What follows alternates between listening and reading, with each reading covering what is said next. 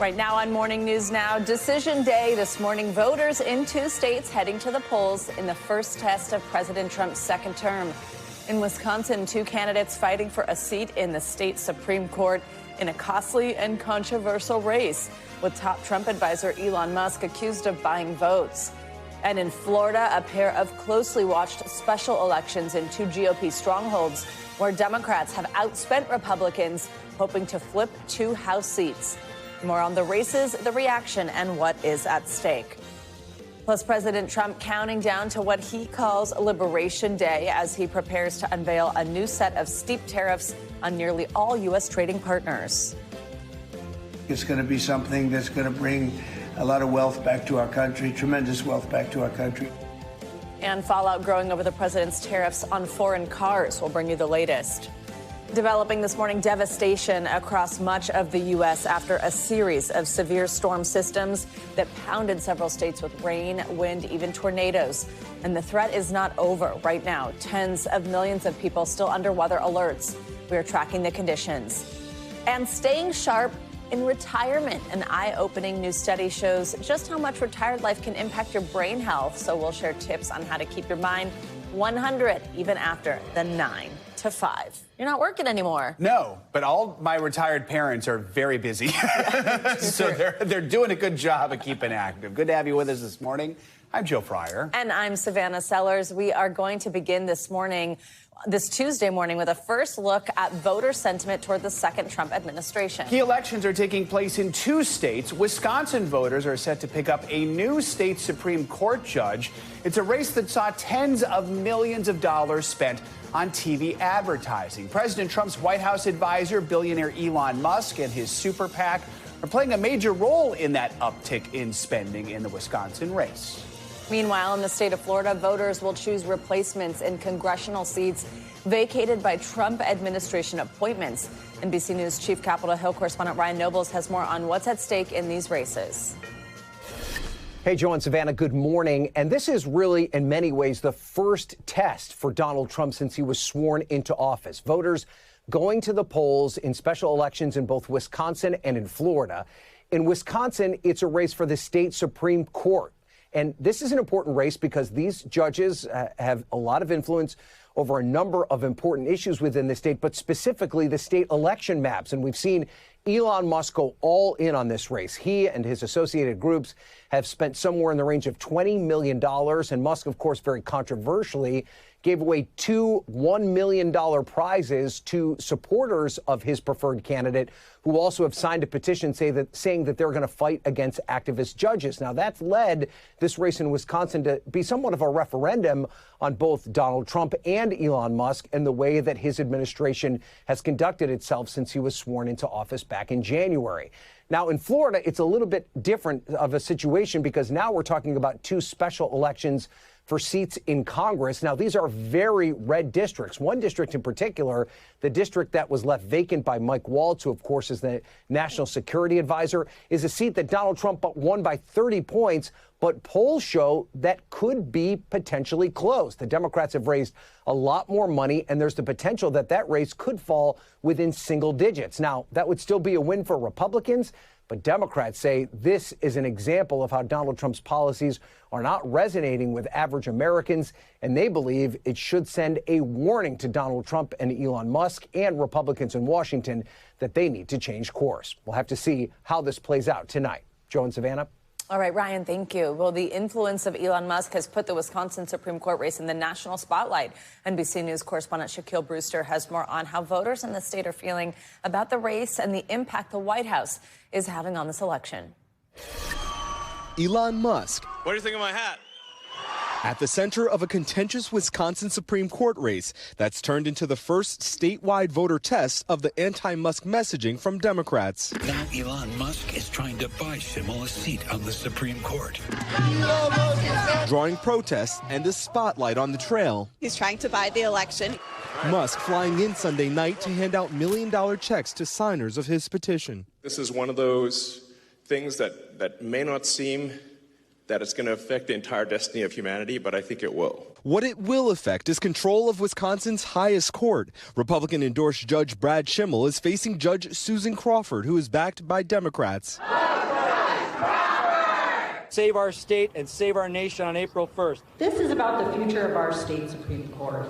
Home to President Donald Trump's most narrow 2024 victory, this is the most expensive state Supreme Court campaign in U.S. history. More than $80 million in spending by candidates and outside groups, according to an NBC News analysis of public records, including at least $12 million from Musk's super PAC. You mentioned Elon Musk a lot. Elon Musk. Never dreamed I'd be fighting against the richest man in the world for justice in Wisconsin. You said this is a campaign essentially against Elon Musk that you're fighting. Well, it sure feels like it some days. Beyond the flurry of X posts, Musk has been heavily involved. His group offered voters $100 to sign a petition to oppose, quote, activist judges. In 2023, liberals took control of the court for the first time in 15 years. The new majority signaled support for abortion rights and struck down Republican-drawn state legislative maps. National Republicans, fearing Wisconsin's congressional maps and the narrow U.S. House majority they helped create, will be next. In ads, Trump has endorsed Brad Schimmel in the race for Wisconsin Supreme Court. And at events, Schimmel embraces President Trump, but wasn't on stage with Musk. I don't control what Elon Musk does. Pushing back on the attack that the billionaire is buying his influence or hurting his chances. Has it become a distraction for you? Only with the media and only with the protesters who are obsessed with it. That's it. But Democrats here, led by party chair Ben Wickler, are closing with a big focus on Musk. If Susan Crawford can beat Elon Musk and Brad Schimmel, it should really open the question of whether Republicans can politically survive if Elon Musk is their front guy. Testing a new line of attack here in Wisconsin, the tightest battleground state in the nation. Shaquille Brewster, NBC News. Businesses and consumers are bracing for what President Trump is calling his big Liberation Day announcement. Tomorrow, the president plans to unveil a sweeping set of reciprocal tariffs on imported goods from other countries. How many countries? Well, it's unclear right now. These are likely nations that have their own duties on U.S. goods. The announcement comes on the heels of a 25% tariff the president already issued for all foreign-made cars and auto parts. That goes into effect on Thursday. Well, the president says consumers can dodge any potential impact to prices by buying American-made cars. Well, auto industry experts say there's one problem with that. There aren't any vehicles entirely built in the U.S. On the market front, yesterday, U.S. stocks closed out their worst quarter in more than 2 years. Anxious investors are keeping a close eye on Mr. Trump's trade policy, which has been rolling out in starts and stops. NBC News business and data correspondent Brian Chung joins us now with a closer look. He is at Millennium Honda in Hempstead, New York. Brian, good to have you with us. So we'll get into the market reaction in a minute, but can you explain this idea that there really is no such thing as a fully American-made car?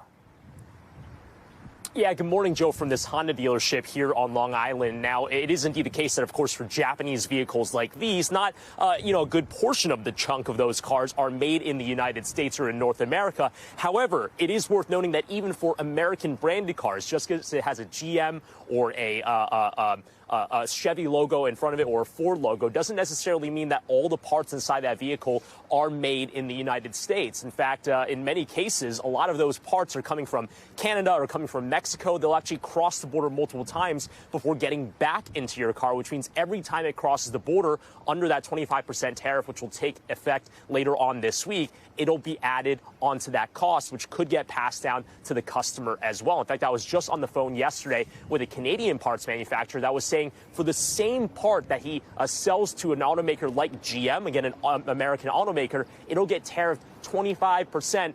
4 times, because that's how many times it crosses the border between Windsor, Ontario, and Detroit, Michigan. So again, it's just a reminder that there's no American car that's 100% made in the United States. So, Brian, I know it's early. You'll be speaking with people at that car dealership later today, but let's talk now about how tariffs could affect not just car prices, but also, I would guess, car sales. I mean, could we see demand go up for used cars?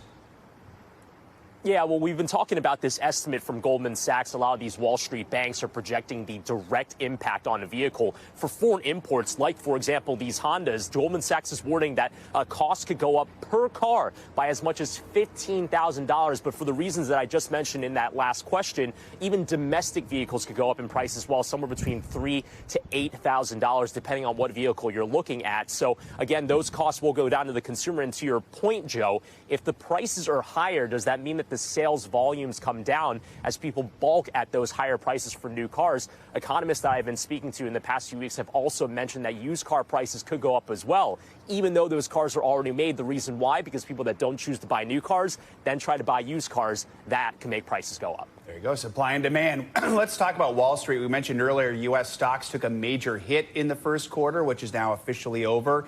How bad was this start of the year, and do we even have an idea of where things could go from here? Yeah, well, I mean, it was a brutal way to start the year, especially when you consider that actually into the first few weeks of this year, it looked like we were going to be off to a rocket start. Markets were trading higher, and then things really tilted down in the beginning of February as the tariff war started to ratchet up. You could see those stats ahead of you. The NASDAQ down over 10% just in the first 3 months of this year. Again, those are tech-heavy stocks that are in that index. But the S&P 500, since President Trump's inauguration, is down roughly about 7%. And again, underscoring the concerns that Wall Street traders have, as well as those on Main Street, about what these tariff impacts will be. And with this tariff war far from over, the reciprocal tariffs haven't even been announced yet. We don't even know what that looks like. We'll see what the announcement is from the Rose Garden tomorrow. But that means that the turmoil on Wall Street might be far from over, Joe. All right. Brian Chung, thank you so much. Well, let's get more reaction to these incoming tariffs with NBC News Capitol Hill correspondent Melanie Zanona. Mel, good morning. So we understand several Republican lawmakers even are concerned about what seems to be a looming trade war. Among them is House Agriculture Committee Chair Glenn Thompson. What are we hearing from him and others about all this? Yeah, there is a lot of nervousness among Republicans on Capitol Hill about the idea of a prolonged trade war, particularly from Republicans who represent agriculture-heavy states. So Chairman Thompson being one of them. I caught up with him yesterday, and he said he's already asked for some exemptions from the White House from these tariffs for some goods that are particularly important to the agriculture industry, including fertilizer and peat moss. Meanwhile, other top Republicans like Tom Cole, who is the chairman of the House Appropriations Committee, said there are farmers in his state who are very worried about how all of this is going to play out. Now, most Republicans have been very careful not to break too much with Donald Trump on this issue, but we could see perhaps their biggest rebuke yet in the Senate later today. And that is because there's a Democratic senator who is planning to force a vote on a resolution that would essentially block the across-the-board tariffs that Trump is planning to institute on Canada.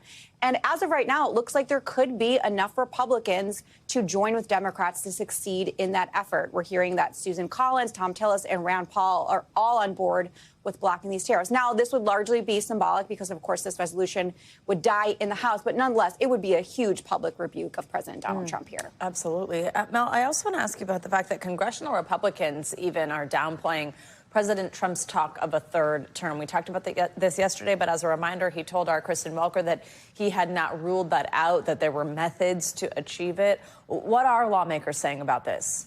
Yeah, most Republicans that we talked to yesterday were really downplaying these comments. In fact, most of them told us repeatedly that Trump is just joking or it was tongue-in-cheek, despite the fact that Trump himself told Kristen that he was not joking on this matter and that he was exploring different methods to actually make this work. But most Republicans on Capitol Hill said they have no appetite to change the Constitution, that there are no proposals currently in the works in order to allow Trump to serve to a third term. But there is at least one Republican who is taking it seriously, and that's Andy Ogles, a member of the House Freedom Caucus. He has introduced a resolution that would allow Trump, but only Trump, to serve for a third term. However, as of right now, there are only one co-sponsor, himself, on that resolution.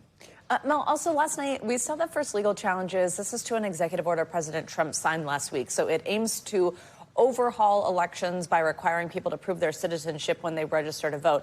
Then we saw the DNC and Democratic congressional leaders, nonprofit groups filing these complaints. What are they arguing? Yeah, so broadly speaking, this lawsuit alleges that Donald Trump is essentially stepping out of bounds when it comes to his power and infringing on Congress's rights. But specifically, they say that these executive orders are in violation of the Privacy Act, and also that the requirements would be very onerous and essentially prone to errors because these federal databases often are not up to date. But this is just the latest wave of litigation against Donald Trump, and it's also the latest example of how Democratic leadership in Congress is really leaning into some of these legal tools to stand up to Donald Trump, as in the minority, they are essentially powerless to stand up to him right now. All right, Melanie Zanona, thank you very much. Tens of millions of people are under the threat of severe weather this morning. A powerful storm system is making its way through the Midwest today. It's expected to bring large hail, could even produce a few tornadoes. Yeah, this latest system comes as people across the country are still cleaning up from the last storm system that spawned several possible tornadoes, like what you're looking at here. This is at a school in Alabama, which was hit, injuring several students. That same system knocked out electricity to tens of thousands of people around Michigan, Wisconsin, and Indiana. And now this morning, crews are busy trying to restore power to those areas. Let's take a closer look at how all the severe weather could impact your area. Meteorologist Angie Lastman joins us now with the forecast. Angie, good morning. Hi, guys. Good morning to you. We are gearing up for another busy week. Severe weather, wintry weather, all included in this. And we've got some winter alerts already up for parts of the upper Midwest and folks across parts of the Rockies and some of the mountainous regions across the West. Here's the deal of how this all kind of shapes up. Late into the day today, we could see potentially some of these thunderstorms firing up across the plains. It's a smaller area, but still the chance for severe weather is there. And then notice this wintry weather that's really stretched from the northern plains all the way to the Great Lakes. That's going to make travel a little difficult and iffy for folks in that region. The severe risk today, Kansas City, Wichita, Oklahoma City, stretching down south into parts of Texas, including San Angelo. That's where it'll mainly be focused. This does include the potential for some tornadoes. Those will be likely, but the hail, the wind gusts are all on the table as well. This is the area that we're going to look for those larger tornadoes. So Wichita, Stillwater, Independence, all included in that, EF2s or higher. And this happens late into the day today, specifically evening hours and overnight hours. That will be on the table. As we head into tomorrow, this kind of ramps up. So once again, thunderstorms developing, focused for tomorrow from the plains to essentially the Midwest. We'll see again the potential for some severe weather, and we'll see that difficult travel lasting across the northern tier of the country with the snow and the ice still on the table. The severe weather for tomorrow includes a much bigger region. We've got essentially Michigan to Texas included in that, and major cities, Dallas, Shreveport, Little Rock, St. Louis, Chicago, Detroit, all included in that. And this is going to have those tornadoes, of course, and also the wind gusts up to 75 miles per hour, as well as the damaging hail. This is the area that we're watching for when it comes to the tornado risk. Remember, some of those could be strong, EF2 or higher. That does include Little Rock, Memphis, Evansville, and up into Cincinnati and Indianapolis. So a second day of that severe weather. And we're not done with it just yet. It was even when we get to Thursday, that severe risk will linger. As we get into Thursday, though, it'll be Texas to Pennsylvania that kind of sees some of that. Now, we'll also have a risk of flooding with this. This is going to be something that we'll likely see be a heavy rain event. The flood potential mainly focused across this region. We've already got 22 million people that are impacted by this, and this is going to last those alerts until Sunday. We likely will see some of these flash flood warnings coming as this system kind of stalls over the Mississippi Valley as we get into Thursday. This means that you've just got all this moisture kind of hanging out in that same region. This eventually will move east by Sunday night, and we'll be watching for the potential for flash flooding, specifically tomorrow through Sunday, to be fairly widespread. This also means that river flooding will be something we see lasting across that region. And when it's all said and done, we could have, some pretty impressive rainfall totals. As far as the storm in whole, over 15 inches is going to be possible in some of these locations.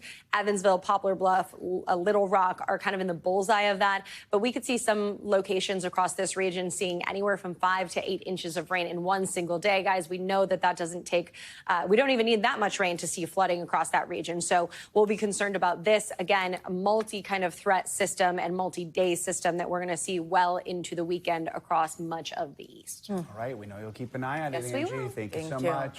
Much more to come here on Morning News Now. Later this hour, they are back on Earth and speaking out. Hear from the two astronauts about their unexpected 9-month visit to space. Up first, though, after the break, a heartbreak in Southeast Asia as rescue efforts turn into a recovery mission days after that massive earthquake. Stay with us.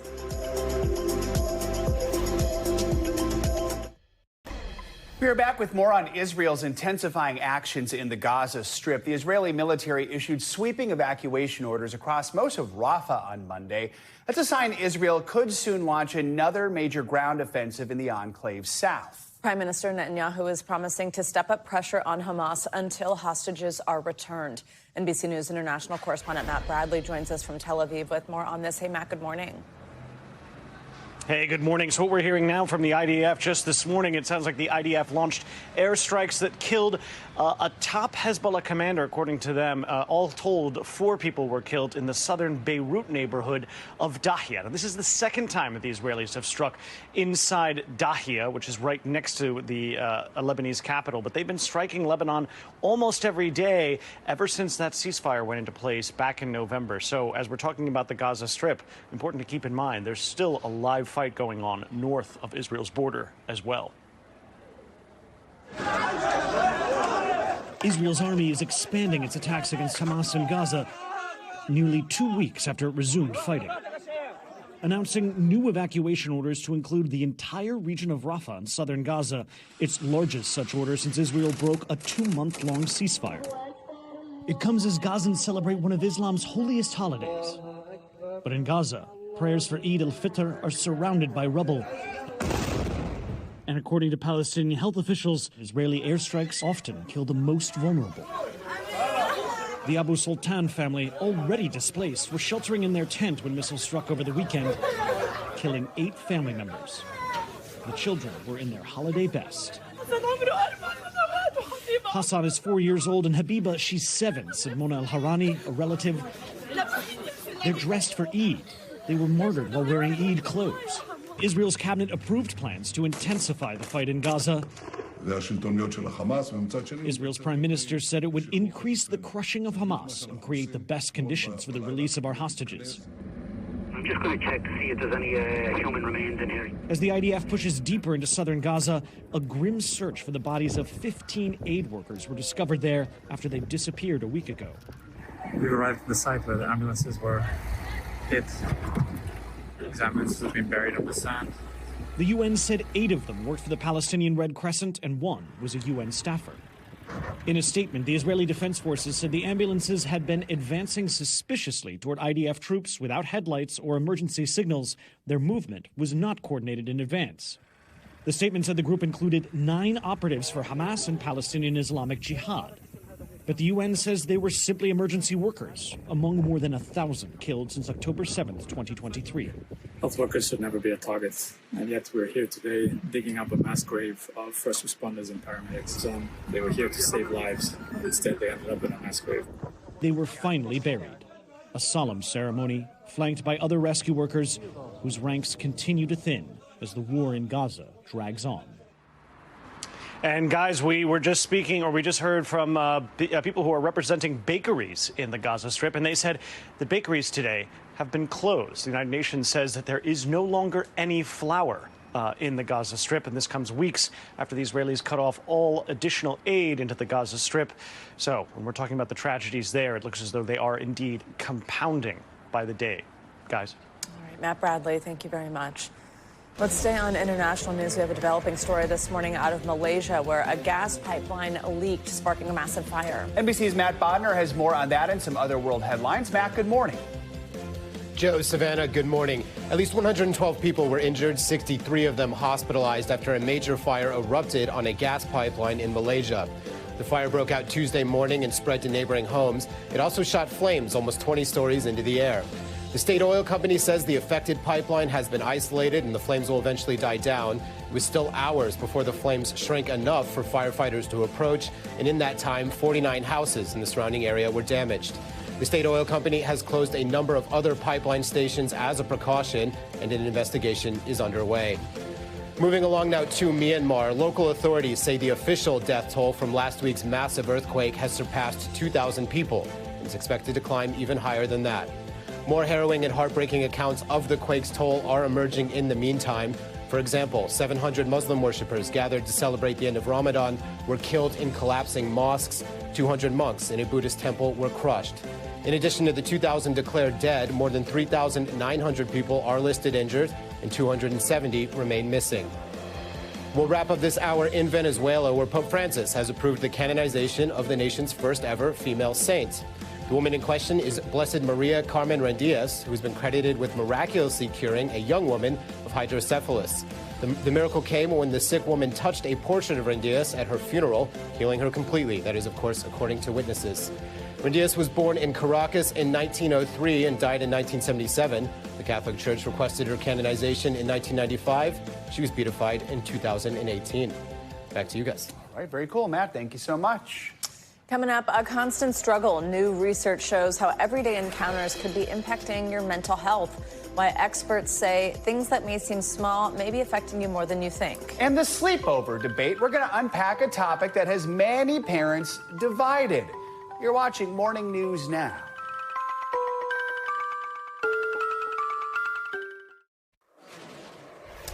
We're back with our weekly mental health check-in. Today, we're talking about how everyday discrimination can increase anxiety and depression for people of all races and backgrounds. Plus, retirement might seem like a well-earned break, but research shows without a plan, it can actually lead to cognitive decline and depression. Joining us now for more on these mental health headlines is psychotherapist Dr. Robbie Ludwig. Dr. Robbie, always great to have you with us. Good morning. So this first study found that experiencing just everyday discrimination, these slights in everyday life, it significantly can increase the risk of anxiety and depression, no matter your background, your race, your gender, anything like that. From your perspective, why do these everyday slights have such a profound impact on mental health? And explain exactly what these are, like the small ways that you can feel discriminated against.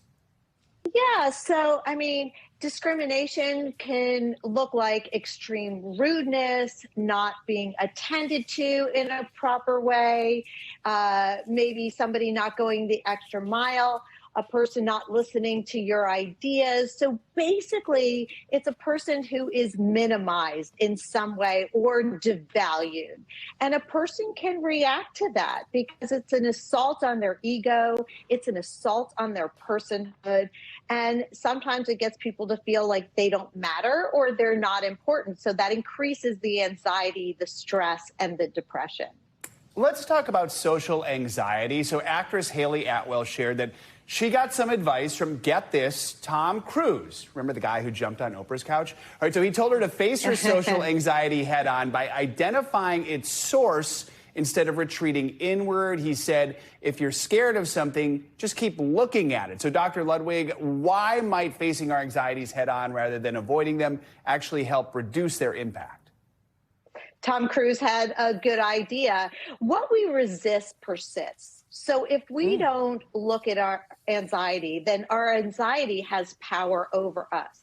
Whereas if we look at it, we stare at it, we understand it, we know the triggers, then we can learn more about why we're having that anxiety and develop different coping skills to manage it. So perhaps if you're jealous of somebody, you could say, you know what, I'm jealous of you because you handle your life so well. And once you say it or own it, then you've released it in many ways. So it's very good advice. We need to look at our feelings, understand what it's telling us, and then figure out what to do with them so it doesn't hold us hostage. What we resist persists. I love that. That's good. That should go on a shirt. Dr. Robbie, we talked about this one earlier this morning. So a lot of people looking forward to retirement, right? This chance to relax, enjoy life. But sometimes it can lead to this cognitive decline or even depression. How can retirees protect their mental health and find purpose, which I think is a big part of this, after leaving the workforce? It's really all about the pivot. For many of us, our work life is our identity. It's where we socialize and have friendships. It engages us in complex ideas and thoughts that keeps our brain healthy. So it's about the pivot and planning. If you are planning to retire, think about what your next is. Don't wait for retirement and then plan it then. Find a new sense of purpose, commit to staying social and interacting with other people, and continue to try new things. There is a next chapter, but one needs to adjust to it and for it. Dr. Robbie Ludwig, great advice this morning all around. Thank you. Great to see you. This morning, we're diving into a topic that is sparking a lot of debate among parents. We're talking about sleepovers. They used to be a classic rite of passage for kids, but now they're a hot topic with parents split on whether they're even a good idea. So on one side, some experts say sleepovers are great for kids. They help build social skills, problem-solving abilities, independence, and resilience. But on the other side of that chart on your screen, the parents who are anti-sleepover, they say safety is their main concern.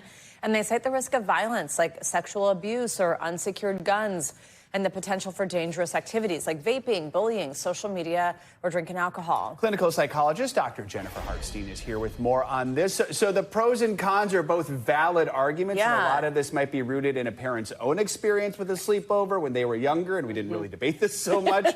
So for parents who have pause right now about this, what's some of the advice you give them to help them make that decision? Well, I think you have to check in with yourself and understand the why, right? I think that's always an important question. Like, why am I feeling anxious about this? Why is this something I'm worried about?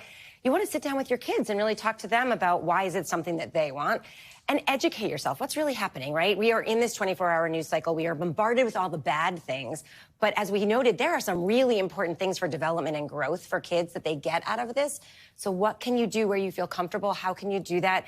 But it really kind of starts with ourselves and understanding why we're having a problem with it. I just remember running like full lobbying campaigns. Let me spend the night. You know what I mean? When you don't want to stop hanging out with your friends.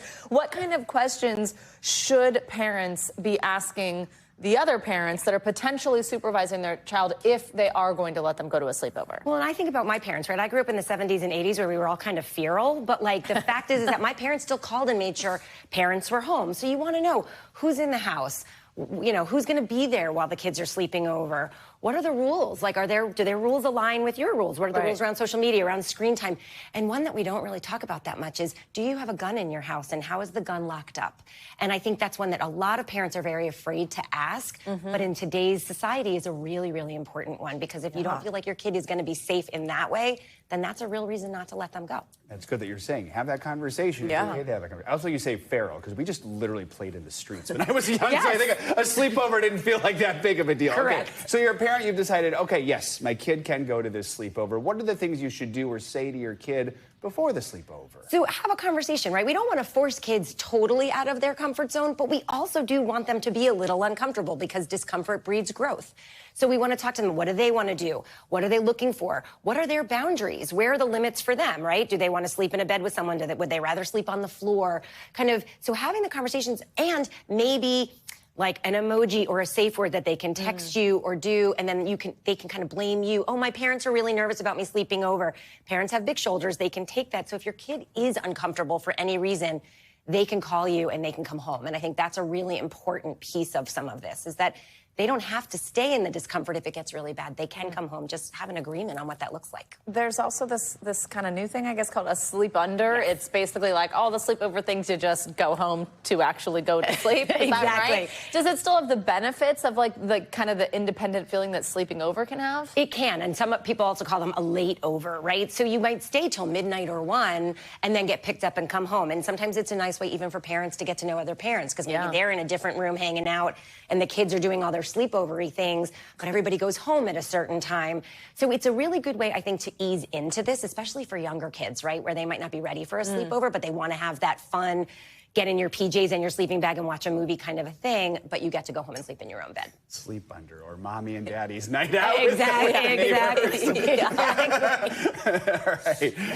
Dr. Hartstein, great to see you. Really good, like such a good talker. Yeah. Good to have you on. Thank you. Thanks. All right, coming up, taking on ticket fees. When we come back, the executive order just signed by President Trump to crack down on those outrageous extra fees. And a whole different ball game, how a new kind of baseball bat is already transforming America's favorite pastime.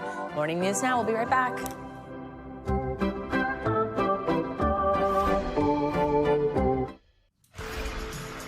Welcome back. Let's get to some money headlines. President Trump now cracking down on ticket scalpers. CNBC's Silvana Henao has that and other money headlines for us. Hi, Silvana. Good morning.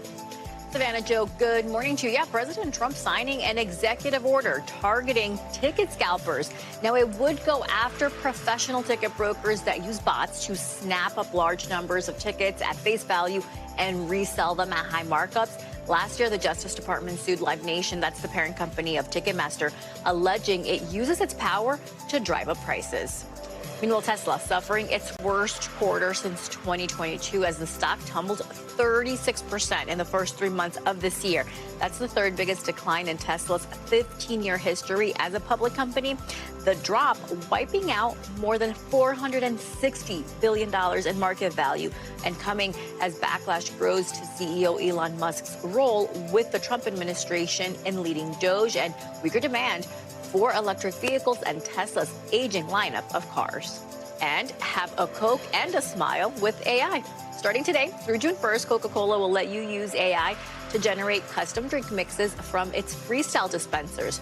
So when you scan a Share a Coke QR code, the machine will use AI to create a drink based on the names and stickers you choose to decorate a digital cup, guys. I just like my regular Coke. Right. I don't need fancy flavors. Just give me a regular It Coke. always goes back to that. It feels like in the always. end, but good for them for trying. Savannah, thank you. Thank you. Get it. Well, now we've got to look at a brand new book from a good friend of our show. The book's called Fight: Inside the Wildest Battle for the White House. And it's the latest book written by our friend NBC News Digital senior political reporter Jonathan Allen, along with his co-author, The Hill's senior political correspondent Amy Parnes. The book's already making headlines with a series of scoops about the twists, turns, and drama of the 2024 presidential campaign. It goes deep behind the scenes of both the Trump and Harris campaigns during last year's historic election. We are delighted to have the two authors with us this morning, John Allen, Amy Parnes. Welcome to the show. Good to have you both. John, always love chatting with you. We're so excited for you. Congrats on this book. I mean, it reads almost like fiction, just the scoops that y'all have, the information behind the scenes, little bits that everybody wants to know, and we're finally getting this. And this comes from interviews with more than 150 insiders for this book. I'm just shocked at how quickly you were able to do this. How did you manage to get this published so quickly, John? Well, thank you, Savannah. Always good to see you and Joe. It's helpful to have a partner like Amy Parnes, and when you're trying to get a book done fast. We basically got a call from our publisher in early July, shortly after the Biden-Trump debate. And they said, do you think you could put an election book out? And we had not been planning to put one out about this election. We'd done the past two. And we said, look, no matter what happens from here on out after that debate and some of the behind-the-scenes wrangling that was going on, we were like, this is going to be a fascinating election. And, of course, so many twists and turns. I mean, you had a candidate withdraw after having basically locked down the nomination. We haven't seen that before. Former President Trump, had been so far down in the polls in 2021 when he left the White House, and then he is indicted 4 times, and then he gets shot at a rally in Butler, Pennsylvania in late July. Just an amazing election, and we talked to as many people as we could for as long as we could. Most of it after the election. I know a lot of folks think when you put out a book like this that you know everything in real time, and the truth is you just have to do your best to report your butt off and write like your hair's on fire. So, John, we know that before we get to Trump versus Harris, I mean, you have a lot of exclusive reporting about someone who really was a key figure in this election. And that's the former president, Joe Biden, especially how the Democratic campaign dealt with his health. I mean, what was the biggest takeaway there? Well, I think the biggest takeaway there is that there were a lot of Democrats, even reasonably close to the White House, who didn't realize just how much President Biden had deteriorated in terms of his, capabilities certainly as a campaigner, and his ability to articulate himself on a debate stage. We all saw that terrible set of moments for him in that debate. But there were people around him on a regular basis, and we were able to talk to some of them for this book, who said that they did notice a decline in Joe Biden over time, and it became particularly pronounced in early 2024. But there were also episodes that we report on in 2023, and the folks that saw these things didn't say anything about them. The old line, see something, say something, was not applicable in this environment. Amy, let's turn to the Trump campaign. I mean, the details that you'll have, I found it so fascinating. Even the consequential debate that you were able to get this reporting, kind of Trump's thinking on that he essentially couldn't believe himself what was happening on that stage in real time. You have a lot of information, of course, about the assassination attempt. What were some of the big details that stood out to you, maybe even surprised you post-election that you were able to report out? I think, the biggest thing that the biggest I'm sorry, maybe John wants to take this question. I'm having... Oh, sure. Get some water, Amy. Get some water if you can. I need some water. As far as the Trump campaign went, I think this was probably his best run campaign. It was a much smaller campaign, in terms of the leadership structure. It was run by Susie Wiles, who's now chief of staff, who's being tested because running a government is a little bigger than in running a campaign. But he really trusted her, and what she tried to do was not necessarily change what he was going to do, but make sure the campaign was there around him to serve what he did, to explain what he did, to frame what he did. So that was one of the big takeaways. But I think, another big takeaway here, and I think this is important for voters in a time when they often feel separated from their political leadership, is that you really can see in this book how the political leaders will cast a narrative and how it's different from the reality. And then the voters look up at the end and there's a gap, between their understanding of what's going on and what they're being told by their side. And I think what you see in this book is a lot about what voters should be looking for in their leaders going forward. And certainly a lot about what they need to demand from their candidates and from campaigns in terms of leveling with them, not just on a policy level, but on all of the issues around a campaign. Amy, are you good to take a question? Yeah, sorry, much better. No, it's this good. media tour. We've all been there. Thank good to see you, John, there. Let's talk about the Harris campaign. I mean, what were some of the missteps that your reporting found there? Well, I think for starters, she is shocked on election night. I think they were led to believe, she and her partner in crime, Governor Walz, they're sitting there and they are dumbfounded that they have lost the election. We take you inside their rooms. She's at the Naval Observatory. He's at the Mayflower Hotel in Washington. We take you inside when they find out that they have lost. And they're both shocked. And that's an understatement. I think they saw their crowds. They saw polling that indicated they felt a vibe, that they were going to win. And when that didn't happen, I think they were really, really surprised by it and are still trying to figure out, still trying to do a postmortem on what exactly went wrong, on polling, on data, on trusting more of your instincts. We report in the book that Bill Clinton at one point picks up the phone and is calling the campaign brass to complain about why they haven't responded to the trans ad that was hurting them in so many places across the country. And I think that was a big moment. But yeah, I think when readers look ahead, they will look to what they can take away from this past election. Absolutely, and certainly a lot Democrats can take away. John and Amy, thank you very much for joining us. Fight is out. Congratulations again. Great to have you both. Sporty, right? Coming up, 2 astronauts getting reacquainted with life on Earth. It was just really nice to lay down in a bed. We hadn't done that for many months. Up next, hear their version of how a days-long trip to space turned into a 9-month stay. Stay with us. You're watching Morning News Now. We are back with the Final Four now set in what will be a powerhouse encore to the Women's March Madness tournament. UConn and Texas both punched their tickets to the semifinals with strong wins last night. Paige Becker stayed hot, looking to cap off a legendary college career with a trip to the national championship. But now she'll have to lead her UConn Huskies past top seed UCLA to get there. Meanwhile, Texas is set to take on a dominant South Carolina team. They're just 2 wins away from back-to-back championships.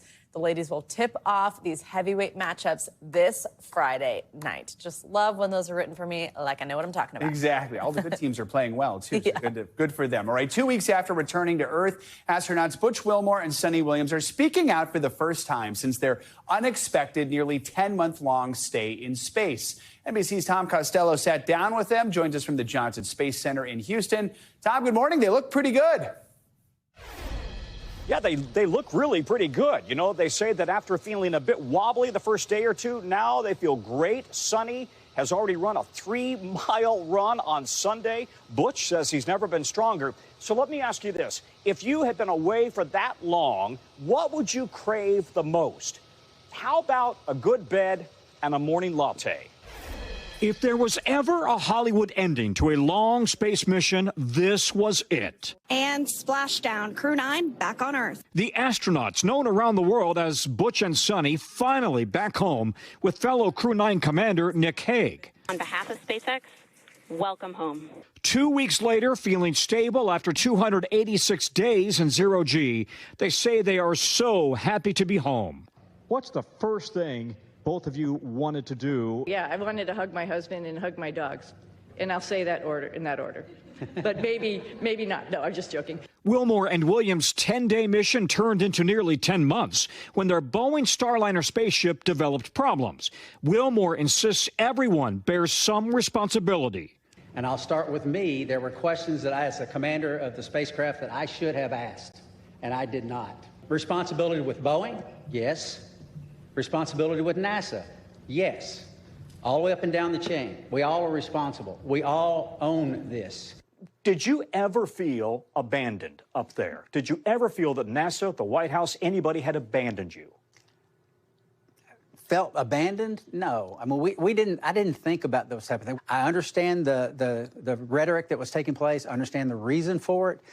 We did not involve ourselves in it at all. I know that they were concerned about our well-being and when we were coming home and how that was going to happen. And we just, pressed on to do our job that we were, trained to do. President Trump has said President Biden abandoned the astronauts and Elon Musk offered to rescue them last fall. But former NASA chief Bill Nelson, his deputy, and NASA sources all tell NBC News they know of no such offer.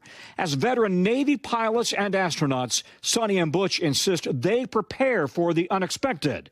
But being away from family was hard. Butch, you have two daughters. I have two daughters, and I know one of them is her senior year in high school. You've talked a lot about that. Right.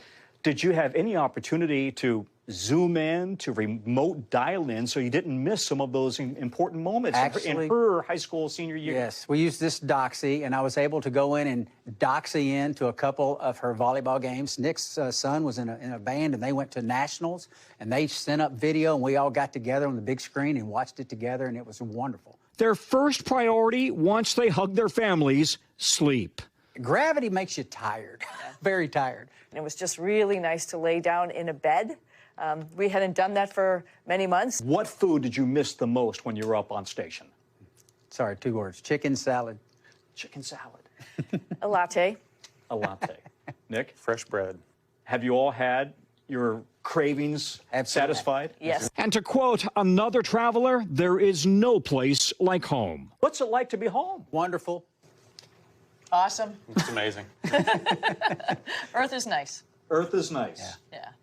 Yeah, Butch and Sonny say they really still believe in the Boeing Starliner spaceship. That spaceship, of course, came back without them after developing problems. But Butch and Sonny say they believe that you modify it a bit, you make some adjustments, and it will be good to fly again. They're going to be meeting with Boeing over the coming days. And also, they are very, very grateful to all of the people here at NASA and across the country and around the world for their good thoughts and prayers over the last year. Back to you. Oh, Tom, thank you so much. Chicken salad, huh?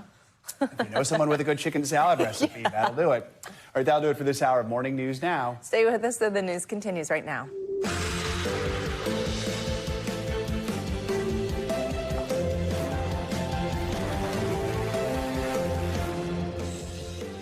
Good morning. Thanks for starting your Tuesday with us. I'm Savannah Sellers. I'm Joe Fryer. Right now on Morning News Now. New month, same old Mother Nature. A massive string of severe storms pummeling millions up and down the East Coast overnight. The system causing chaos at some of the nation's busiest airports on this April Fool's Day. Well, down south, another suspected tornado ravaging a school in Alabama. Students forced to flee when a roof collapsed. We've got our eyes on the skies in just a moment. More tariff turmoil weighing on the wallets of many Americans. Wall Street posting its worst quarter in years ahead of tomorrow's announcement of new tariffs. President Trump calling it Liberation Day. We're digging into the fine print as voters in a pair of critical swing states head to the polls today. It's a key test of Mr. Trump's sweeping federal overhaul. Plus, nothing to sneeze at. A winter thaw is giving way to an allergy season that seems to be getting worse every year. While some U.S. cities are now seeing pollen levels blossom to heights not seen in decades, how you can keep all that springtime misery to a minimum. And later in the hour, we'll introduce you to the leading ladies behind a brand that is shaking up the beauty industry. It's a fresh approach to hair care products, all kickstarted by a viral Google Doc. They're two women who truly mean business. I know you're excited to bring us that conversation. I really am. Fan of the company and excited to get to talk to them. All right, let's start this morning with the severe weather that is making its way across the country. It's putting tens of millions of people under severe weather warnings. This comes on the heels of a system that spawned several tornadoes in the south and states like Alabama, where powerful winds ripped the roof off of this school, injuring several students inside. And in Florida, where the system caused major flooding that brought traffic to a standstill in Miami. Meanwhile, power crews in the Midwest are busy trying to restore service to tens of thousands of customers before the next round of storms moves through. For more, let's bring in NBC News correspondent Aaron McLaughlin, who joins us with the latest. Hey, Aaron, good morning. Hey, Savannah, good morning. That's right. Up to 1.5 inches of rain fell overnight in the New York area. There were even tornado warnings here in New Jersey, all of it amounting to travel anxiety and delays at some of the nation's largest airports. Some of those delays extending into this morning.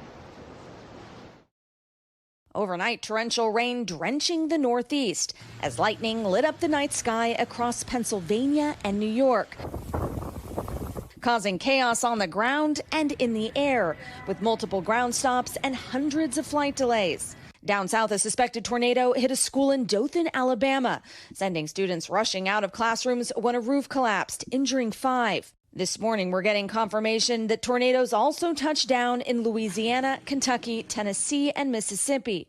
In Pensacola, Florida, a spring break super soaker slammed the beach, with this video showing a possible water spout in the area. It's all part of a powerful storm system stretching from New Orleans to New York. The extreme weather coming just days after a storm system killed 7 across Oklahoma, Indiana, and Michigan, where freezing rains and gusty winds have knocked down power lines. Nearly 300,000 customers waking up this morning with no electricity. The biggest challenge right now is to make sure that we get the power restored for customers before the next round of weather hits. Dangerous road conditions forcing authorities in Michigan to close the Mackinac Bridge.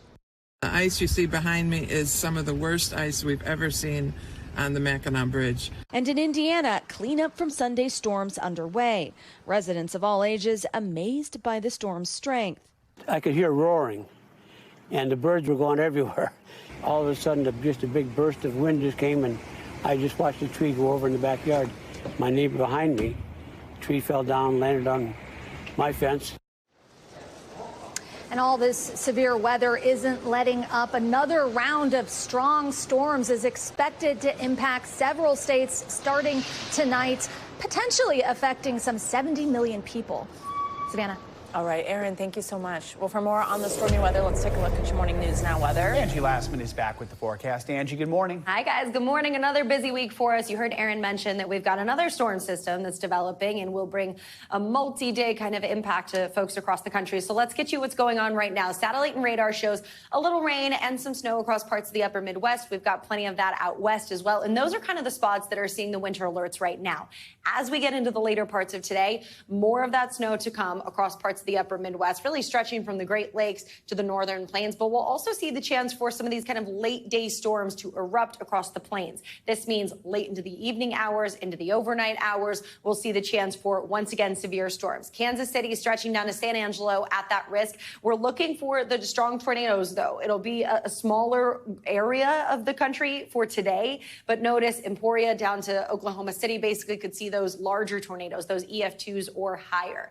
As we get into tomorrow, more of the wintry weather. We're not getting rid of that just yet. It's still the snow, the ice that we'll have to deal with for the northern tier of the country. Those are the spots that's going to be difficult for travel on the roads and in the air. And on top of that, we'll see some of those stronger storms again across parts of the Midwest and stretching back into the plains. So essentially Dallas to Detroit, we'll see the chance for that. Tornadoes will be likely and a much bigger area risk for us here as we get into tomorrow afternoon and evening hours. St. Louis, Cincinnati, Memphis, Little Rock, all included in that that chance for us to see the EF2s or higher, along with the potential for some gusty winds and hail for a much larger area.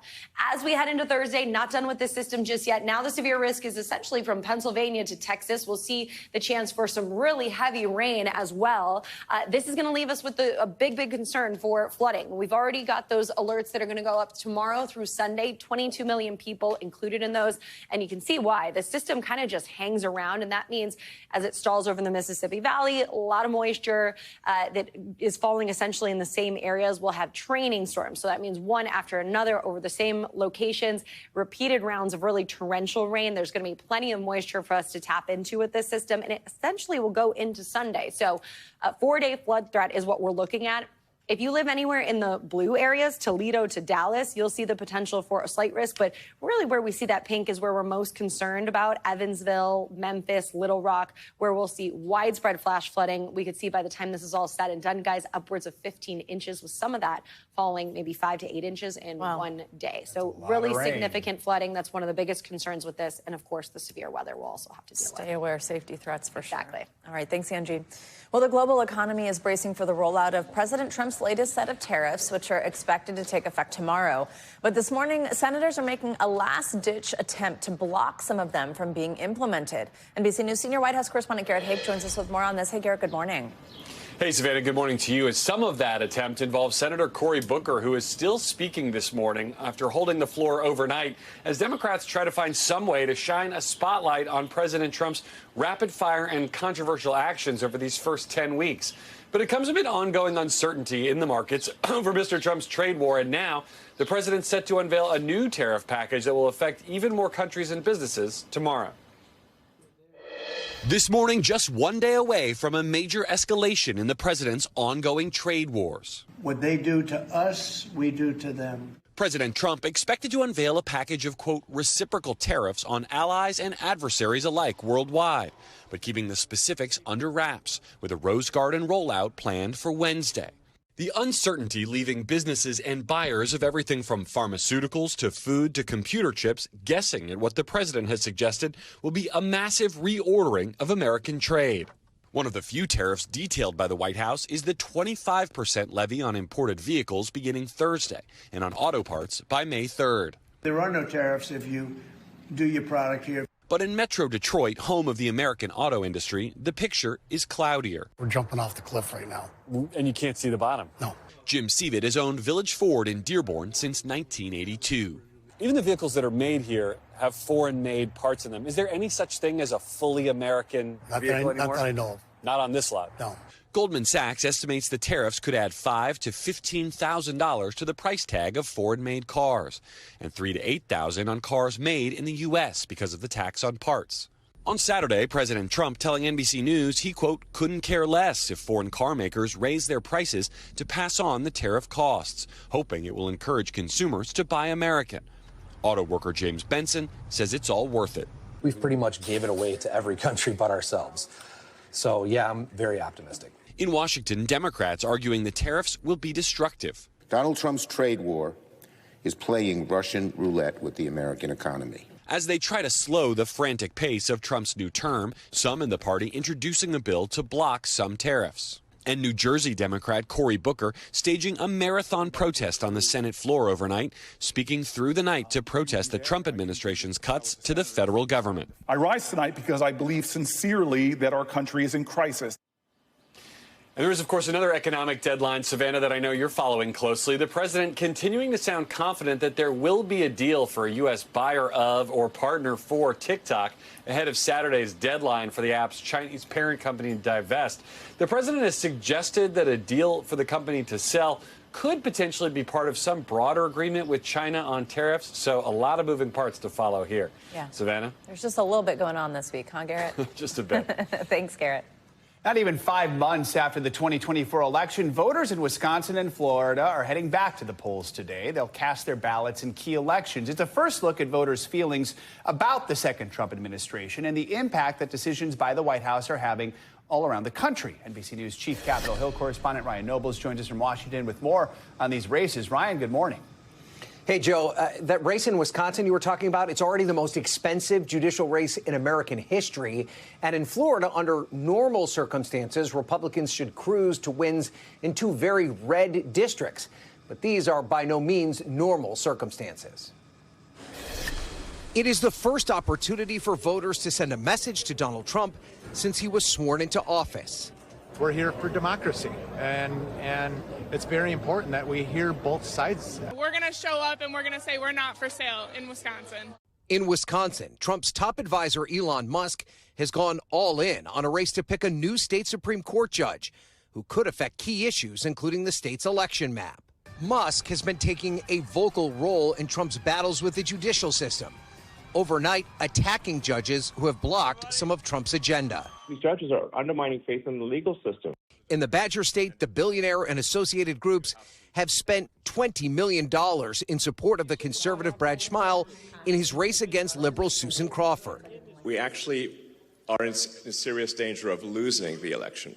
Musk even offering two $1 million prizes to voters who are willing to sign a petition against, quote, activist judges. Meanwhile, in Florida, 2 congressional seats are in play, which will have a direct impact on the balance of power on Capitol Hill. Republicans currently hold a razor-thin 218 to 213 majority. 4 seats are vacant. The races today are to fill the seats left vacant by Trump appointees Matt Gaetz and Mike Waltz. The latter race raising eyebrows, with Democrats hoping to overperform in a district Trump won by nearly 30 points. The threat putting Republicans on edge.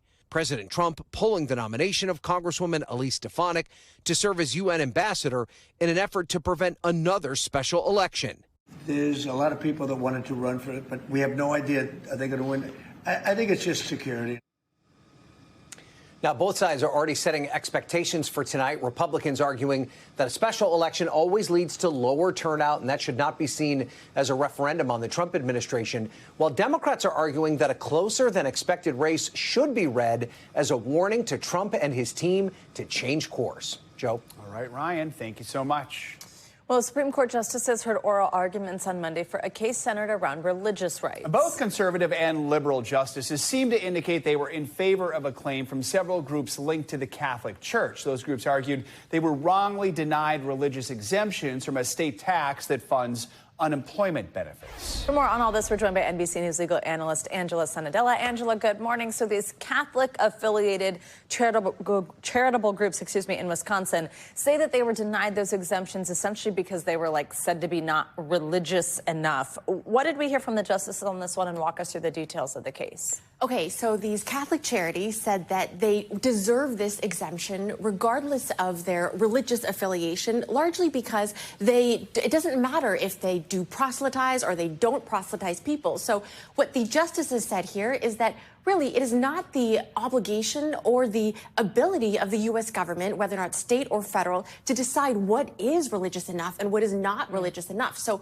whether or not these charities are proselytizing or not, we actually had Kagan saying that some charities don't even proselytize, period. Some religions don't even proselytize, period. So does it make sense then just to define religion based on whether or not they proselytize? So it really seemed that they were inclined to agree with the charities who were implying here that if we are going to have any religious exemption whatsoever, it should be generous in this country. It shouldn't be stringent based on our principles of religious expression in our First Amendment. Likely see the decision later this year. All right, let's turn to what they're hearing arguments about today. And this is a case about whether victims of terrorism can sue Palestinian entities, an entity like the PLO. So at the heart of this is the Promoting Security and Justice for Victims of Terrorism Act. These entities argue it violates their constitutional rights to due process. Explain this one for us. Okay, so what happened here was that American citizens who were injured in a terrorist attack in Israel, alongside families of Americans who were injured, were suing both the PLO and the PA for their injuries. That's something in the U.S. we do. We can recoup money for a different party who caused injuries to our family. Now, a jury in 2015 actually awarded these families hundreds of millions of dollars. But the Supreme Court at that time denied that because they said U.S. courts do not have jurisdiction over these foreign foreign entities. But then Congress ended up passing a law that said they are deeming that these foreign entities have given their consent regardless of whether or not they actually did. And so that is what at the heart is going to be at the heart of the arguments today. What do you think happens next in this one? Okay, so this is actually a question of authority that Congress can have. We've talked so much about the authority of the executive branch, but now the question today will be whether or not Congress has this authority. You know, one question here is, did they then take the place of the courts, right? Did they take the place of the judicial branch when the Supreme Court made a decision and they decided to pass a law that seems to indict it immediately? You know, or the question here is then, can Congress just decide anyone has jurisdiction at any time? So those are the issues at play today. All right. Angela Sanadella, thank you very much for walking us through both of those. Complicated ones, for sure. Jury selection set to begin today in the retrial of Karen Reed. She's accused of hitting her boyfriend, Boston police officer John O'Keefe, with her SUV, then leaving him to die during a 2022 snowstorm. She has pleaded not guilty to all charges against her, and last summer, her first trial ended in a hung jury. NBC News correspondent Stephanie Gosk has the latest. Karen Reed faces the same charges, including second-degree murder, but it will be a new prosecutor. And the judge is already laying down some new rules. Those demonstrators who showed up day after day for the first trial, this time won't be allowed as close to the courthouse. This morning in Massachusetts, jury selection begins. Karen Reed on trial again for murder in a case that captured national attention, fueling demonstrations on both sides. I don't know who did it. All we say is Karen Reed didn't do it. Reed supporters rallying over the weekend ahead of round two. A new prosecutor will argue she killed her boyfriend, Boston police officer John O'Keefe, in 2022 after a night of drinking, allegedly running him over outside the home of a fellow police officer and leaving him to die in the snow. Reed says she was framed, the victim of an elaborate setup by law enforcement. Ladies and gentlemen, there was a cover-up in this case, plain and simple. The first trial featured 9 weeks of often sensational testimony, including the lead investigator in the case reading out loud to the jury offensive texts he sent about Reed. The rest of the unprofessional and regrettable comments are something I'm not proud of. Amateur sleuths followed every moment and chased every detail. Every single minute wasted going after Karen Reed is time that could be spent going after the actual people who killed. Questioning evidence like critical pieces of red taillight glass from Reed's car that investigators found hours after first processing the crime scene, buried, they said, by the snow. Somehow they found a clear glass in the snow right away, and yet were unable to see any of the red taillight in the snow. Outside the courthouse, Reed's supporters showed up in pink. Let's go, not guilty! Those who thought she was guilty counter-protested in blue. This time around, the judge has already expressed concern about publicity, but interest in the case is still massive. It's been like living in purgatory. Max releasing a new documentary 2 weeks ago, including Reed's reaction moments after the judge declared a mistrial. I just walked out of that courthouse halfway free. It's better than being in jail, but it's untenable. As for those massive demonstrations we saw during the first trial, as mentioned, we'll see some changes this time around. The buffer zone separating the Free Karen Reed supporters and those who believe she's guilty has been expanded. Also, the judge is banning anyone inside the courtroom from wearing clothing, buttons, or insignias related to the case. Back to you. All right, Stephanie, thank you. Well, this morning it appears the home of yet another high-profile sports figure has been targeted. Yeah, this time it was former NFL star, Super Bowl champion Richard Sherman. He's sharing images of a home invasion that he says happened while his wife and kids were actually at home. NBC News correspondent Sam Brock is here with more on this. Sam, good morning. Yeah, Joe, Savannah, good morning. That's really what elevates this, right? We've been reporting for months on a series of home break-ins targeting professional athletes, as you said. But what might differentiate this case? It appears this home break-in was an armed home invasion. The 37-year-old Sherman, who recently celebrated a birthday, has 2 younger children, guys. Both he and his wife have posted about the ordeal, asking anyone with information to please reach out. In this 11-second clip posted to social media by former NFL star Richard Sherman, 3 hooded men smashed through a window carrying what appears to be duffel bags. That video supplemented by chilling images that would haunt any parent. One showing a person inside the house wearing a jacket and holding what appears to be a handgun. A second with two intruders in one of the rooms, the contours of one man's face relatively clear, the other with the hoodie zipped all the way up and a bag slung around his shoulder. Sherman writing on X, house being robbed at gunpoint with my family in it isn't what anyone wants for a birthday gift. Scary situation that my wife handled masterfully and kept my kids safe. The couple has two young children. Sherman's wife, Ashley, also posting, people are so S-word. Come in my house middle of the night with guns and threaten my family? King County authorities in the Seattle area telling NBC News they did respond to a burglary after midnight on Sunday, but can't share more because it's an open and active investigation, and authorities not confirming it was Sherman's home. 1 yard. You need 1 yard.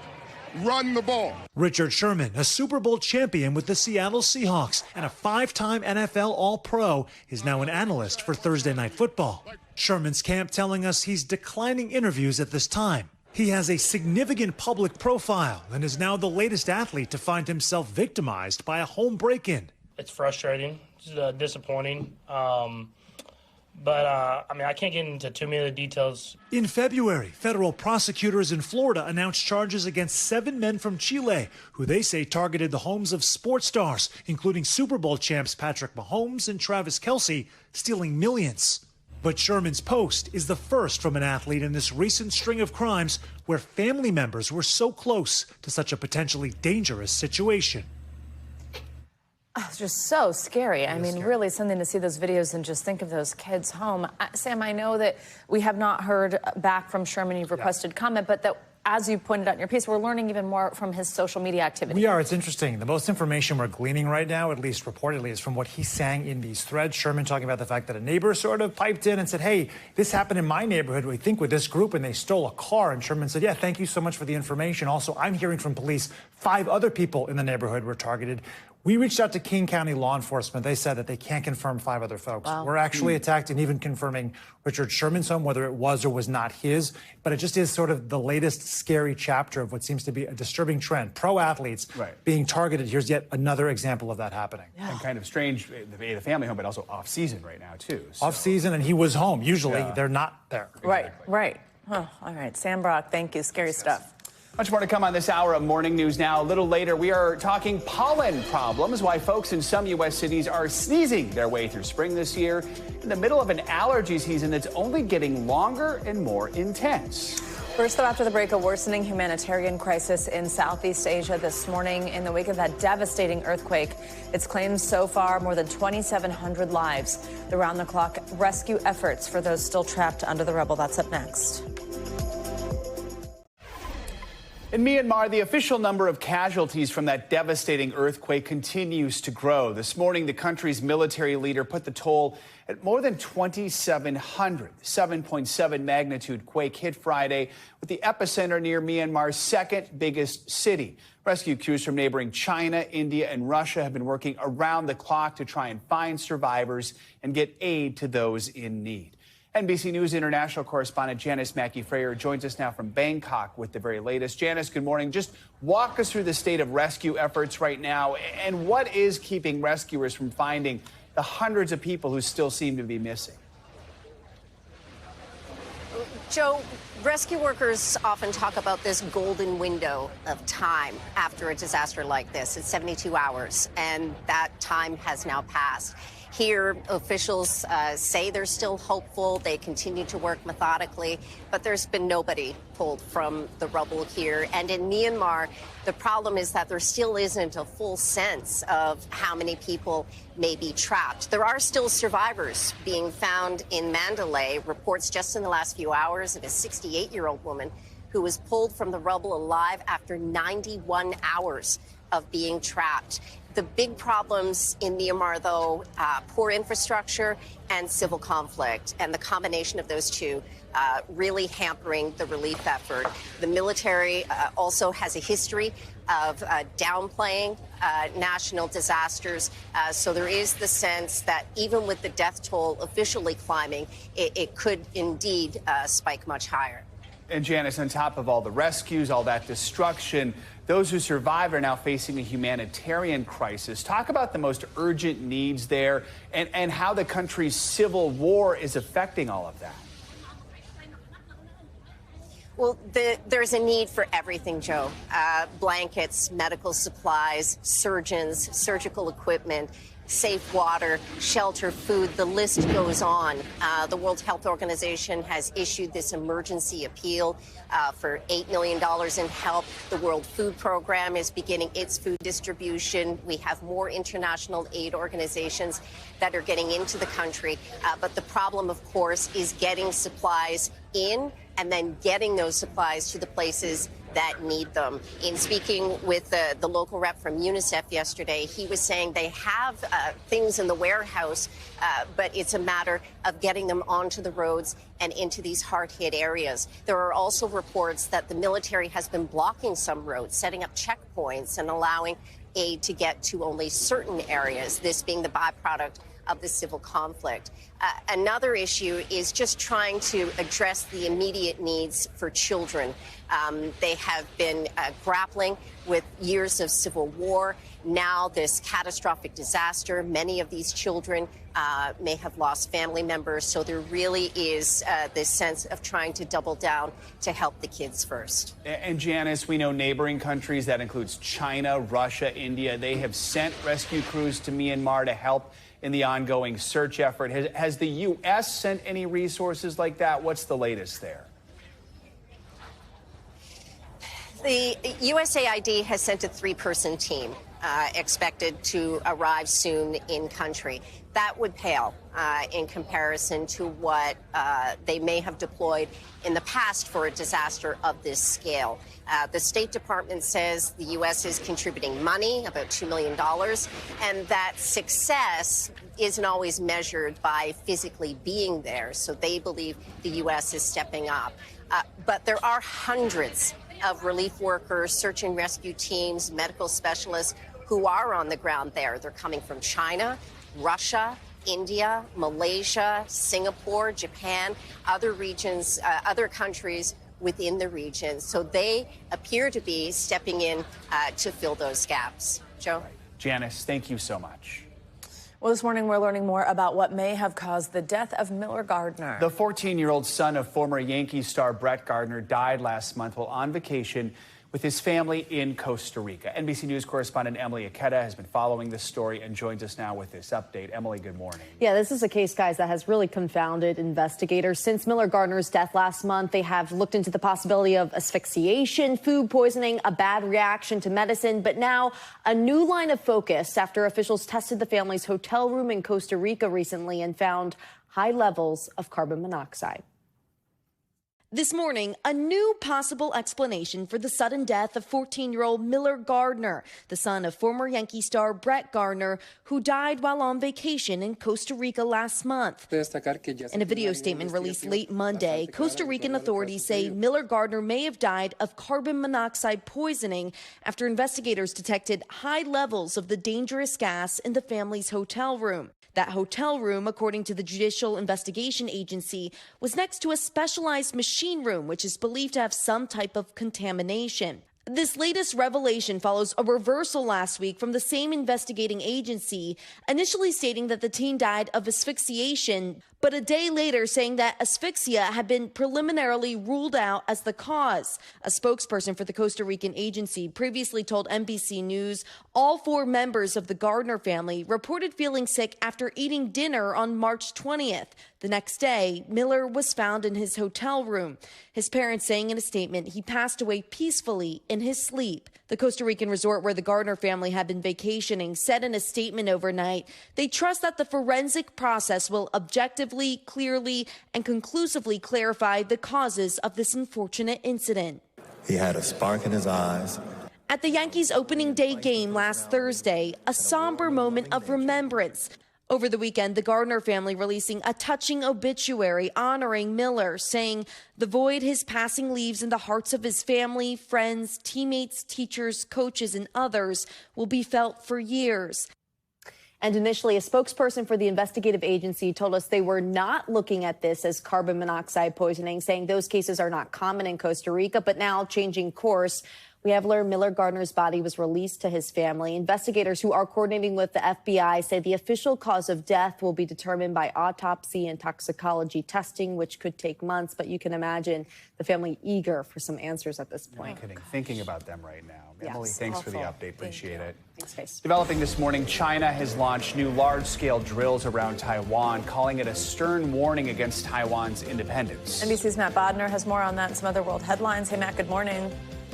Savannah, Joe, good morning. The Chinese military this morning launched a major exercise simulating a blockade of Taiwan involving all branches of its armed forces. As presented by the Chinese Defense Ministry, this is a, quote, stern warning and forceful deterrence against Taiwan independence separatist forces. It's also an apparent rebuke of U.S. Secretary of Defense Pete Hegseth, who vowed to counter Chinese aggression while on his first visit to Asia last week.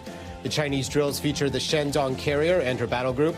Shandong, for the record, is China's first domestically built carrier. It's also a copy of Russia's aging carrier, the Admiral Kuznetsov. Officials in Taiwan have called the exercises, quote, reckless and without justification. Moving along now to Iceland, where a volcanic eruption has forced authorities to evacuate a local town as well as the Blue Lagoon Spa. 40 homes were evacuated prior to the eruption when scientists determined that magma flow below the volcano had resumed.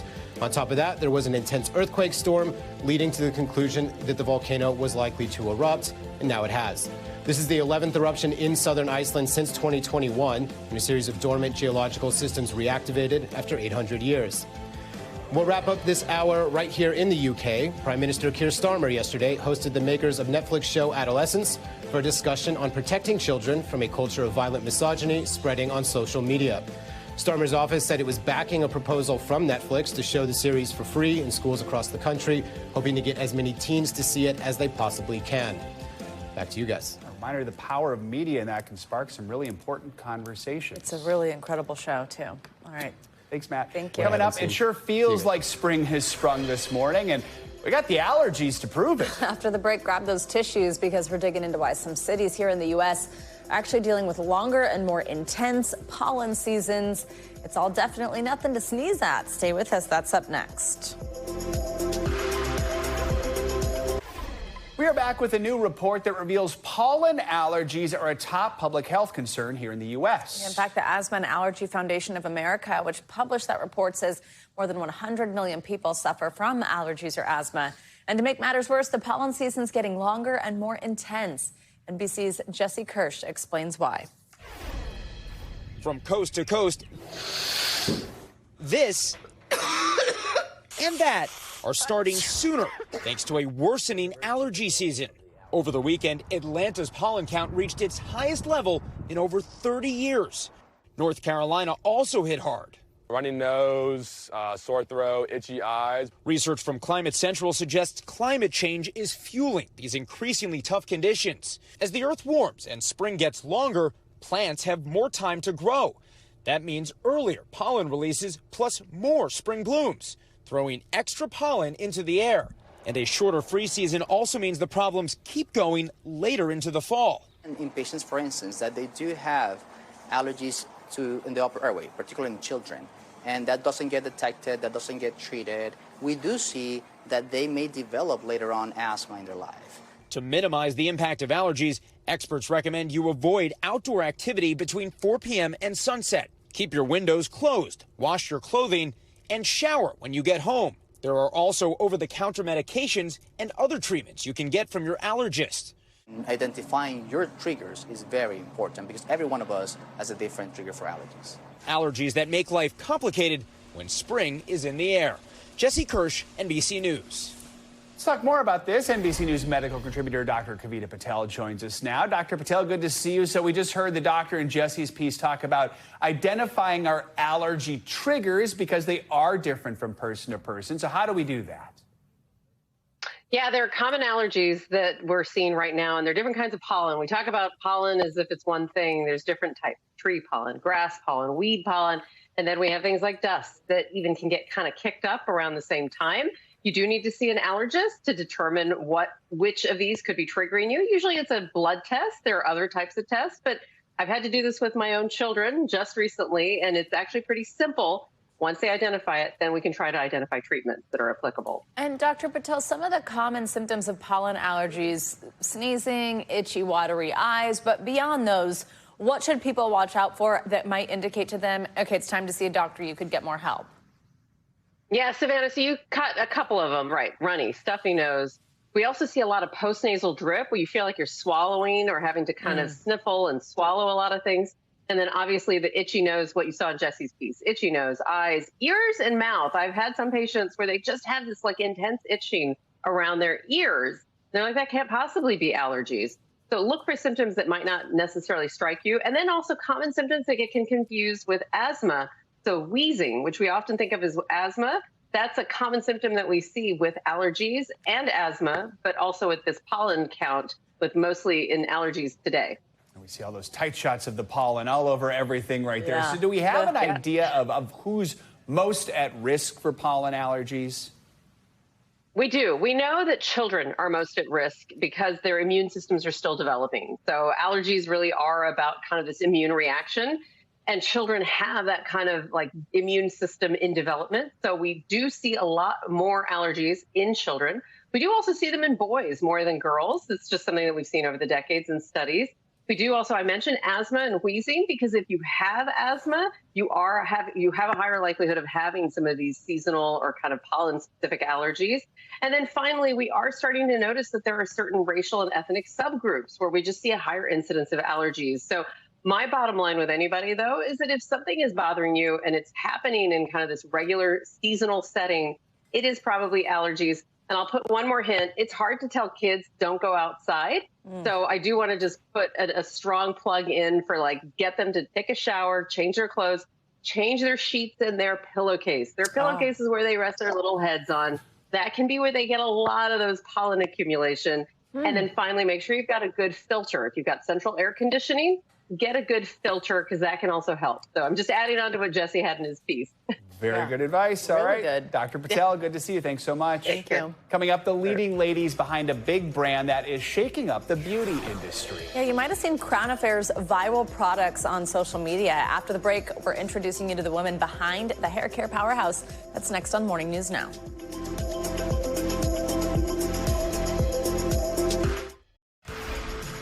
We're back with some news for your wallet. Let's dig a little deeper into those looming tariffs from the White House and the impact on big automakers. CNBC's Savannah Henao has that and some other money headlines. Savannah, good morning.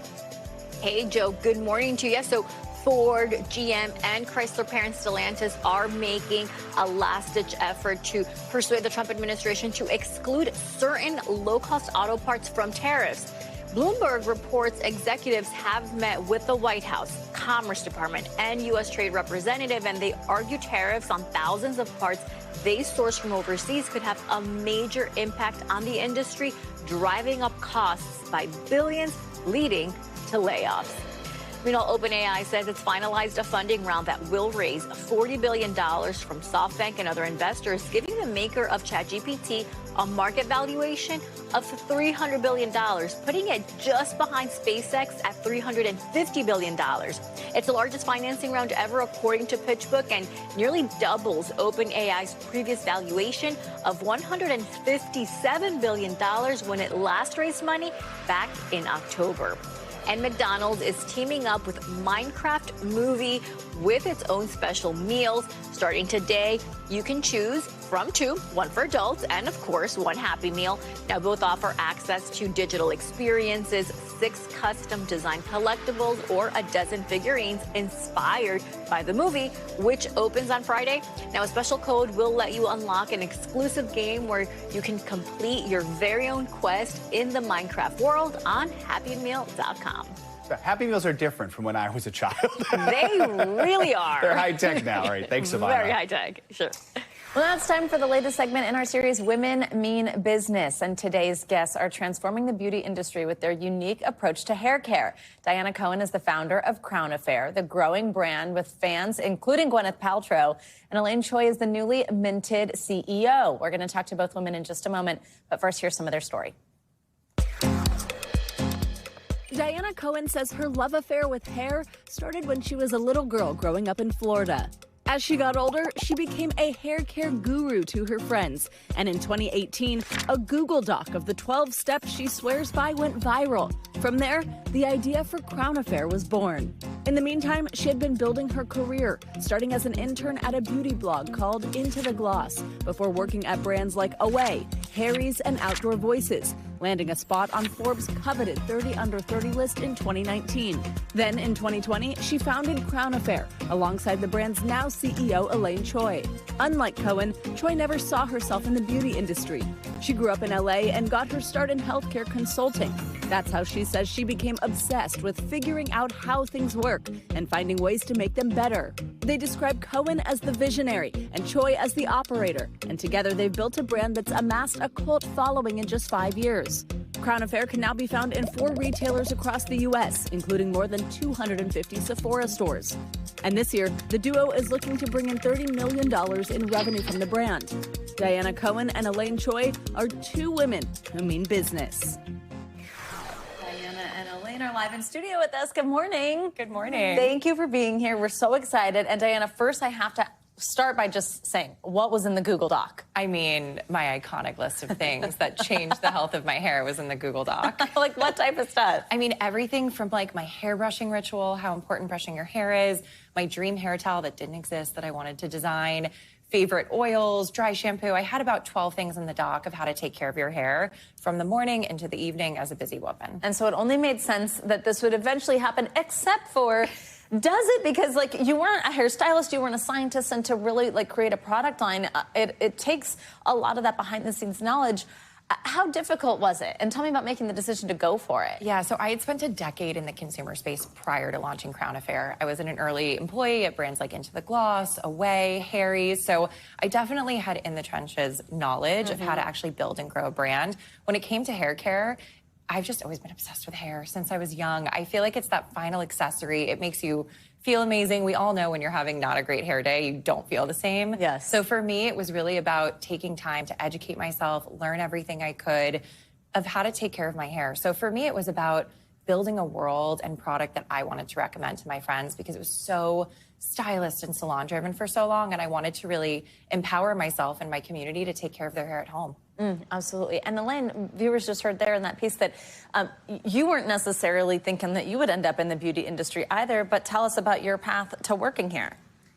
Well, I've always loved just solving problems, building businesses and scaling it. And then ultimately, I think I wanted to be drawn towards something I love. I loved beauty, but I never thought I could make a career out of it. And then I just love building and creating visions into life. And when I met Diana, we met randomly through a mutual friend, and the way that she talks about hair, how she uses it as a practice for self-care, her passion for the products that she uses and how it infuses into her daily life, I just knew I wanted to build it with her. I think we throw around the term self-care a lot, but what does it mean to you in the context of hair and your products? Yeah, so the whole vision of Crown Affair is about taking your time. It's about slowing down and making hair care a ritual versus an afterthought. But there's a little bit of subtext in everything we make, which is not just take your time, but take your time back. And it's all about creating products that kind of get you one more day before wash day. So whether it's our talc-free clean dry shampoo, like I'm on day 4 right now with my hair, which is crazy, and only because of this. For anybody watching who doesn't understand, let me tell you it is. But it's also like not just like spraying an aerosol all over your hair. It's this beautiful ritual of like targeted application, slowing down, like making hair care something to look forward to, I think is a part of our personal self-care. And actually, we have to talk a little bit about the dry shampoo. I mean, it's completely viral. And I mean, women listening, you certainly know that usually dry shampoo is in a can. It comes out kind of white. You rub it around. Yeah. This is a powder with this gorgeous little brush. It smells amazing. Yes. And you just dust it right on your head. Obviously, there was like scientific reasons that you thought that this would actually work for hair. But how did you come to like this totally different way of delivering that product? Yeah, it actually happened when I was working at Away. So I was full-time there. I would have busy days. I'd be in the office early, late nights, going out for dinner and stuff. I used to have a little can of dry shampoo, and I ran out. So instead, I reached for my translucent powder. I think I had a Laura Mercier translucent powder. I puffed it all over my hair, and I was like, I never forgot that. And when I went to go find a non-aerosol dry shampoo, they were all gritty, left kind of like that, residue in your hair. Every single product we make, and Elaine's been such an incredible thought partner in this, is like, how do we actually innovate in the category, make it beautiful, clean, good for you, and something that is like a little treat for yourself. Yeah, and it's like going into your scalp and your head and your brain. It should be good for you. Yes. Elaine, something that's pretty cool that even fans of the business may not know about is things that are going on behind the scenes, an 8-week mentorship program within the company, Seedling. Tell me about starting this and how it's going. Well, we launched the brand during the pandemic, and for a while, Diana and I were wondering, how do we give back during this really difficult time? And we wanted to do something that felt really authentic to us. Of course, we had thought about, do we make masks? But does that really make sense given that we're a hair care brand? And ultimately, we're really passionate about female mentorship. We've had a lot of female mentors in our lives that have gotten to us to where we are. So that was our way of giving back. We partnered first with our alma maters, launched our first season during the pandemic, and we've kept it going ever since. We've expanded the pool, and really anyone can be a mentor or a mentee. So we've had people come back through the program, being mentors, mentees, and contributing in other ways beyond. That's so neat. We love, during this segment, when Women Mean Business, to get a little bit of advice, because we know that there are probably women watching at home who think, you know what, I've got a passion. What if I go for it? How do I go for it? So I'll ask each of you, Diana, what would you say to somebody listening who's got an idea and they want to go for it, but they're a little nervous? I mean, it's really just about starting. For me, before I could build out a whole team, start formulating products, it started with the Google Doc. Yeah. That's how you know that there's interest and there's like real intrigue with what you're building. So whether it's a community, an Instagram, a group, a TikTok, just even getting 10 of your friends together to talk about this, it's just about starting it. And I swear it is about showing up every day, moving it inch by inch. You will look back and it will feel like you've come a long way, but it really is about getting up every day and just moving it forward in a small way. Elaine? Diana loves to say that I love to say no, and it's about ruthless prioritization. Oh, that's good. Yeah, so I think just always knowing that we have limited time, limited energy, and just making sure that you're staying really focused on what you're trying to do. Elaine and Diana, great advice, amazing products. Thank you. It's so exciting to meet you. Thank you. Great to have you in studio. Thank you both. I'm always on day one with my hair. All right, coming up, a major league love story set in stone with a very different kind of diamond. We return the on-field romance that might sound straight out of Hollywood, an MLB pitcher with eyes for the mascot. It's a tale that turned out to be a home run for one happy couple. We've got their story next.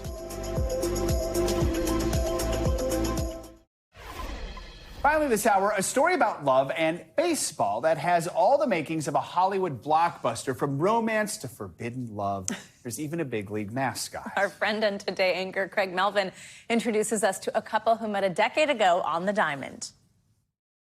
My name is Ray. This is my husband. It sort of sounds like the latest rom-com hitting cable this year. An MLB mascot catches the eye of a professional baseball player. They do the dancing and the top of the dugout, of course. I didn't pay attention to the game till the dance was over.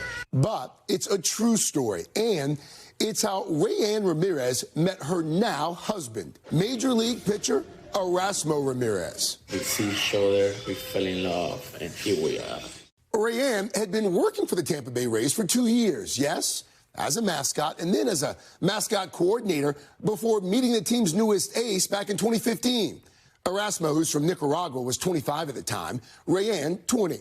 I always said, I'm never dating a baseball player. I love this job. I don't like athletes. A little thing like that wouldn't hold Erasmo back, though. Eventually, he asked Rayanne out. Let's hang out, and she said no anyway. But I didn't say no. yeah, you say no because it's forbidden.